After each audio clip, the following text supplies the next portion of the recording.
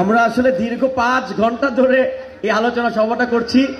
তাই আসলে আমার প্যাচাল শোনার সময় আপনাদের নিয়ে আমি বেশি কথা বলবো না, খালি বলবো যে এই দীর্ঘ 17 বছর পর আমরা সকলে যে সবাই বিএনপি পরিবার এক হলাম, এর জন্য আমি সকলের কাছে কৃতজ্ঞ।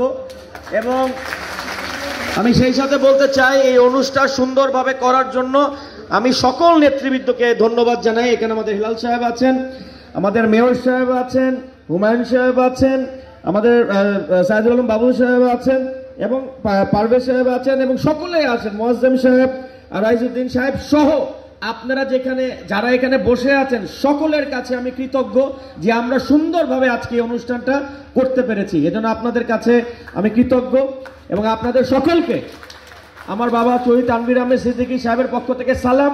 আপনাদের সকলকে আজকে যদি উনি দেখতেন, উনি খুবই পছন্দ করতেন, খুবই ভালোবাসতেন এবং আপনাদের আবেগ আপ্লুত উনি হয়ে যেতেন। আমি খালি একটি কথাই বলতে চাই এখানে, যে আপনারা এখানে যারা এসছেন আপনারা সকলেই আমার পিতা চৌধুরী তানভীর আহমেদ সিদ্দিকী সাহেবের কর্মী। উনি যেই ধারার রাজনীতি করতেন, ইনশাল্লাহ আমি সেই ধারায় রাজনীতি করতে চাই।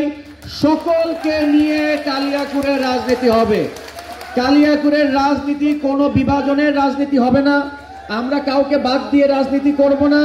আমরা ঐক্যবদ্ধভাবে একসাথে সুন্দরভাবে ইনশাল্লাহ ভবিষ্যতের রাজনীতিটা করব। এবং আমি সকলের কাছে আবেদন জানাই, আস্তে বন্ধ করেন। এবং আমি সকলের কাছে আবেদন জানাই, নিবেদন জানাই, আমরা যেন এই ঐক্যটা ধরে রাখতে পারি।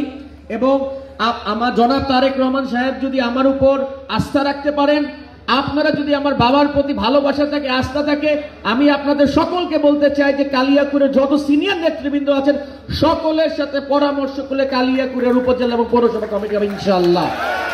এবং আমি আপনাদের এই বৃষ্টি বাদলের দিনে সকলে কষ্ট করে আসলেন, আমি সিনিয়র নেতৃবৃন্দ সকলকে, আমাদের সম্মানিত সভাপতি জনাব ফজলুল হক মিলন সাহেব, আমাদের বেনজির আহমেদ টিরো ভাই, নজরুল হাসান আজাদ ভাই, বাবুল সাহেব আছেন এবং সকল ভাই, হুমায়ুন কবির সাহেব, মুজিবুর রহমান সাহেব, বাচ্চু ভাই, রিয়াজ ভাই, সকলকে ধন্যবাদ জানাই যে বৃষ্টির মধ্যে ওনারা এসে যে অনুষ্ঠানের সার্থকতা দিয়েছেন, এজন্য ওনাদের ধন্যবাদ জানাই। ওনাদের কাছে আবেগ আপ্লুত এবং আপনাদের সকলকে ধন্যবাদ জানাই এবং আপনাদের মাধ্যমে বাইরে যে 20,000 লোক আছে তাদেরও ধন্যবাদ জানাই এই অনুষ্ঠানটা সুন্দরভাবে পরিচালনা করার জন্য। এবং এই পর্যায়ে বক্তব্য রাখার জন্য আমি আহ্বান জানাচ্ছি আজকের এই অনুষ্ঠানের সম্মানিত সভাপতি, গাজীপুর জেলা বিএনপির সভাপতি, আমাদের গাজীপুর জেলা বিএনপির আহ্বায়ক, সম্মানিত আহ্বায়ক জনাব ফজলুল হক মিলন।